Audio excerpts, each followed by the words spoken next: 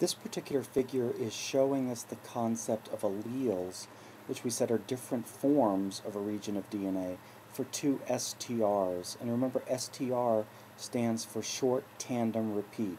Repeats are sequences of DNA that are repetitive, such as CA, CA, CA, CA. The idea of tandem means how many units of that repeat do you see consecutively. So if we look at this particular figure in suspect number 1, at the A allele, the suspect number 1 has the same number of alleles on both homologous chromosomes.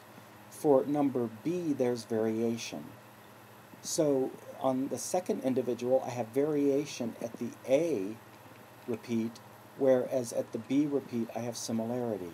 So if I did genetic testing of these two STRs, I would be able to distinguish these two individuals at the level of the A repeat as well as at the level of the B repeat. And that's the idea of DNA fingerprinting.